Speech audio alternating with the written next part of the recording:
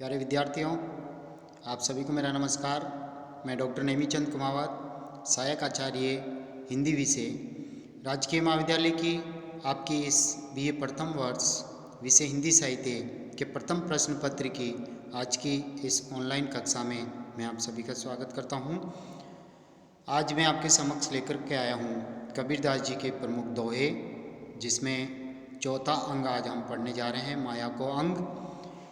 पिछली 4-5 ऑनलाइन कक्षाओं में हमने कबीरदास जी के व्यक्तित्व, उनकी कृतित्व, उनके काव्यगत विशेषताएं और उनके प्रमुख 10 पद, जो बड़े बड़े 10 पद हैं, साथ ही 3 अंग, गुरुदेव को अंग और मन को अंग, इन पर 3 अंगों पर हमने विस्तार से चर्चा की है, विस्तार से बातें की हैं। और आज हम चौथे अंग की ओर आगे बढ़ रहे हैं, माया को अंग। देखिए कबीरदास जी यहाँ कह रहे हैं इस पद में, कबीर माया मोहनी जैसी मीठी खांड। कबीरदास जी कह रहे हैं कि ये माया मोहनी है, यानी मन को मोहित करने वाली है, ललचाने वाली है, मन को अपने आकर्षण का केंद्र बनाने वाली है। जैसी मीठी खांड, उदाहरण दिया है कि जैसी शक्कर जो है वो मीठी होती है, यानी बच्चा जो है वो शक्कर को खा लेता है या हम भी खा लेते हैं तो वो बहुत मीठी लगती है, स्वादिष्ट लगती है, हम उसको बार बार खाने के लिए और हम लालायित होते हैं। उसी तरह से इस माया मोह में जो मनुष्य उलझ गया वो बार बार इन माया मोह का भोग करेगा। सतगुरु की कृपा भई नहीं तो करती भांड। कबीरदास जी कह रहे हैं कि मेरे ऊपर तो ईश्वरीय कृपा हो गई है, सच्चे प्रवचन देने वाले गुरु की कृपा दृष्टि और आशीर्वाद मेरे ऊपर बरसा, इसलिए मैं तो बच गया इस माया मोह, यानी ये ललचाने वाली जो माया है, सांसारिक माया, मोह, आसक्ति, लोभ, तृष्णा आदि इन तृष्णाओं से ईश्वरीय कृपा से मैं बच गया। नहीं तो करती भांड, भांड का तात्पर्य भाट, जो झूठी प्रशंसा कराने वाला जो भाट होता वो, या अन्यथा ये मेरे जीवन का सर्वनाश कर देगी। मैंने समय रहते ईश्वर गुरु का ज्ञान प्राप्त करके इस माया से मैं बच गया और इस माया के मार्ग को छोड़ करके ईश्वरीय मार्ग पर मैं अग्रसर हो गया। अगला पद है, तृष्णा सींची ना बूझे दिन दिन बढ़ती जाई, जवासा के रूस जूं गण मेहा को मिलाई। यानी तृष्णा रूपी जो आग है, सांसारिक विषय वासनाओं को प्राप्त करने की जो आग है, ये सींचने से कभी नहीं बुझती है। कबीरदास जी यहाँ कह रहे हैं, तृष्णा सींची ना बुझे दिन दिन बढ़ती जाए, यानी विषय वासना रूपी जो भोग है, विषय वासनाएं संसार की जो भोग विलास है, इनका हम बार बार भोग करते हैं, जिससे हमारी तृष्णाएं कभी शांत नहीं होगी, कभी बुझेगी नहीं, तृष्णाएं और बढ़ती जाएगी। तो तृष्णा सींची ना बुझे दिन दिन बढ़ती जाए, जितनी सांसारिक विषय वासनाओं रूपी जल से हम इसको सींचेंगे, हमारी तृष्णाएं दिनों दिन बढ़ती जाएगी, महत्वाकांक्षाएं बढ़ती जाएगी। जवासा के रूस जूं, यानी यहाँ दृष्टांत दिया है कि ग्रीष्म ऋतु में हरा भरा रहने वाला जवासा का जो वृक्ष है, वह जब खूब वर्षा होती है तो वह मुरझा जाता है। वही स्थिति इस मनुष्य के शरीर की है, जो इस माया मोह रूपी इस जल का वो अपनी तृष्णा को, माया मोह रूपी जल से वो तृष्णा को सींचता है, तो उसकी तृष्णा कभी शांत नहीं होती है। और ये तृष्णा तभी शांत होगी जब ईश्वरीय जल से इसको सींचा जाएगा, अन्यथा वह इस माया मोह रूपी जल में वो मुरझाता जाएगा, उसका जीवन एक न एक दिन जीवन का अंत हो जाएगा। अगले पद की ओर हम आगे बढ़ते हैं, माया तरवर त्रिविध का शाखा दुख संताप,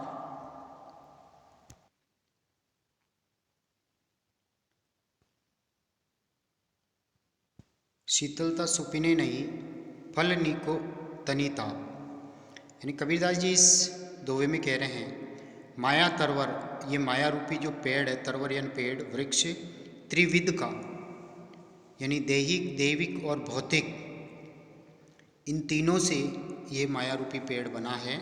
शाखा दुख संताप, और जिसकी जितनी शाखाएं हैं, डालियां हैं, वो दुख और कष्ट देने वाली हैं।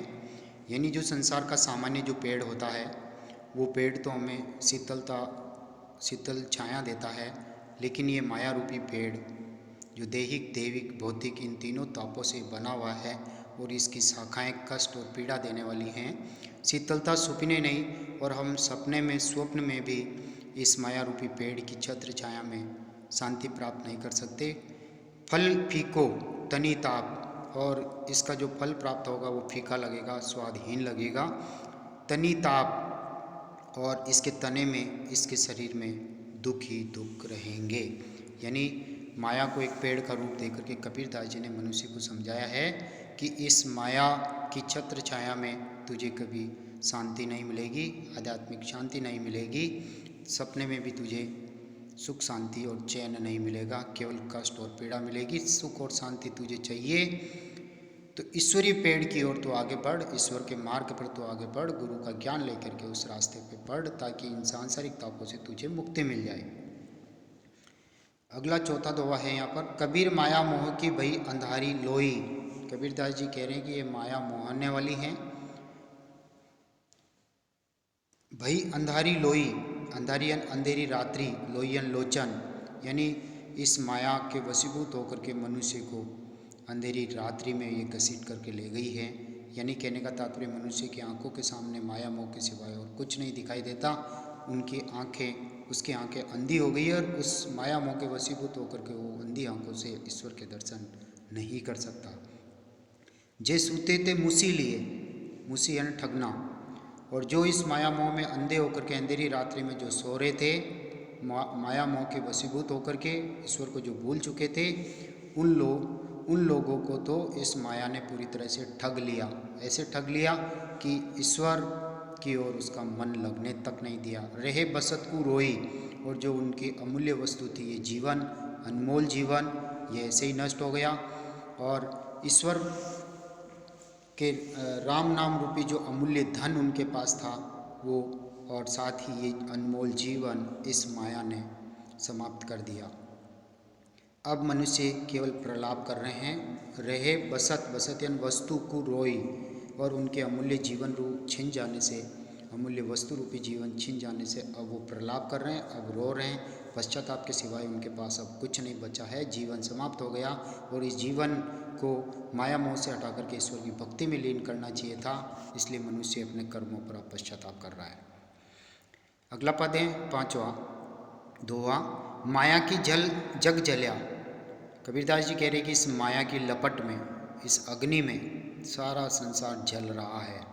कनक कामनी लागी, और इस संसार के प्राणी को केवल कनक, धन सोना, कनक यानी सोना, धन संपदा से उसको प्रेम है। कामिनी लागी, और स्त्री के प्रेम में वो लिपटा हुआ है, यानी स्त्री के भोग विलास में और सोने चांदी धन संपत्ति को एकत्रित करने में ही उसका प्रेम लगा हुआ है, वो उसी में लीन है और इसी की आग में वो जल रहा है, माया की आग में। कहूँ दो की विधि राखिए। कबीरदास जी कह रहे हैं कि कैसे, किस विधि से, किस तरीके से इस जलते हुए इस प्राणी को, जो माया मोह में भोग विलास में जो जल रहा है, कैसे इसकी रक्षा की जाए। रुई पलेटी आगी, जिस तरह से कहीं रुई लपेटी हुई और उसमें आग लग जाती है और वो आग अधिक देर तक अपना प्रभाव रखती है, लेकिन धीरे धीरे उस रुई को वो समाप्त कर देती है, उसी तरह से ये माया की आग, माया की अग्नि एक दिन मनुष्य जीवन को समाप्त कर देगी और मनुष्य बिना ईश्वर को स्मरण करे ही इस संसार सागर को छोड़ करके यमराज के दरबार में कष्ट और कर्मों का फल भोगने के लिए पहुंच जाएगा। यानी इस माया मोह में जो मनुष्य उलझा हुआ है, उसकी रक्षा बिना ईश्वरीय, बिना गुरु के ज्ञान से, बिना ईश्वरीय भक्ति से उसकी रक्षा नहीं होगी और एक न एक दिन उसको अपना जीवन समाप्त कर देना पड़ेगा। इसलिए अब पांचवा जो अंग है वो चेतावनी को अंग है। मनुष्य को सचेत और सावधान किया जा रहा है इस माया मोह और संसार से, उसे अभी भी जीवन में सचेत और सावधान किया जा रहा है कि तू भक्ति कर ले, तो तेरा उद्धार हो जाएगा, तुझे मोक्ष प्राप्ति हो जाएगी। तो देखिए कबीरदास जी यहाँ कह रहे हैं पहले दोहे में, सातों शब्द लू बाजते, गरी गरी होते राग, ते मंदिर खासी पड़े बेसन लागे काग। यानी ये संसार क्षण भंगुर है, संसार की वस्तुएं एक दिन नष्ट हो जाएगी, मनुष्य का शरीर नष्ट हो जाएगा, आत्मा जो अजर और अमर है वो परमात्मा का अंश है और नियत समय उपरांत उसे संसार को छोड़ करके परमात्मा में विलय होना है। तो जो मनुष्य इस संसार में आकर के धन संपत्ति दौलत आदि जिसने जोड़ा और माया मोह में उलझ करके जो अमीर हो गए, उन लोगों को कहा जा रहा है यहाँ पर सातों शब्द, यानी 7 प्रकार के वाद्य यंत्र जिनके घरों में बजते थे, यानी आमोद प्रमोद से लोग रहते थे। घरी घरी होते राग, और उनके घर जितने बंगले घर गाड़ी घोड़े होते थे उन सब में खुशहाली थी, आमोद प्रमोद नौकर चाकर सब कुछ थे। वो इस संसार के अपने आप को भगवान समझते थे।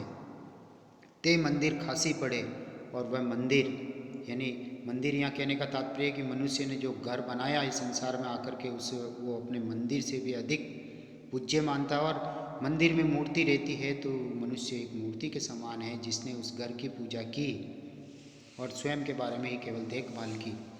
तो ते मंदिर खासी पड़े, अब वो महल सुने पड़े हैं, क्योंकि इस संसार सागर को नियत समय पर छोड़ करके मनुष्य को एक दिन जाना ही पड़ता है, कोई भी चीज़ें साथ नहीं जाती। बेसन लागे काग, और जहाँ राग होते थे, सातों वाद्य यंत्र बजते थे, खुशहाली थी, वहाँ अब कौवे काँव काँव करते हैं, कोई भी मनुष्य नहीं बचा। तो यहाँ मनुष्य को सावधान किया जा रहा है, सचेत किया जा रहा है कि एक दिन तेरी भी यही स्थिति होगी। समय रहते हुए तू ईश्वर की भक्ति कर ले, ईश्वर को याद कर ले, ईश्वर का भजन कर ले, आध्यात्मिक मार्ग पर तू अपने मन को आगे बढ़ा। फिर इस संसार के बारे में लिखा है अगले दोहे में, यहू ऐसा संसार है जैसा सेंबल फूल।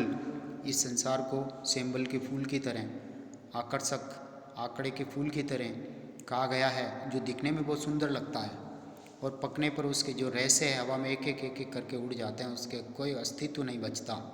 उसी तरह से मनुष्य इस संसार में तू आया है और माया मोह में तू उलझा हुआ है। संसार के आमोद प्रमोद के साधन, तीज त्यौहार केवल 4 दिन की चांदनी है। इस सुखद समय 4 दिन का ही है और उसके बाद तुझे कष्ट उठाना है। तो दिन 10 के त्यौहार बने, यानी ये क्षणिक जीवन है जिसमें आमोद प्रमोद केवल 10 दिन का त्यौहार है, कुछ समय का त्यौहार है। झूठे रंगी न भूल, इस आमोद प्रमोद में तू उलझ मत, तू उस ईश्वर को याद कर, परमपिता परमेश्वर को याद कर जिसने तुझे मनुष्य योनि में जन्म दिया है। अगले पद की ओर हम आगे बढ़ रहे हैं और अगला पद है, मनीषा जन्म दुर्लभ है दे ने बारंबार, तरवरते फल जड़ी पड़िया बहुरी ने लागे डार। यहाँ एक नैतिक दोहा है ये कि मनीषा यानी मनुष्य योनि में जो जन्म है वो बड़ा दुर्लभ है। पुण्य कर्मों से कई जन्मों की साधना से मनुष्य जीवन में जन्म मिलता है, मनुष्य योनि में जन्म मिलता है। देह ने बारंबार, और मनुष्य योनि में जन्म मनुष्य को बार बार नहीं मिलता है, उसके उत्तम कर्मों से वो मिलता है।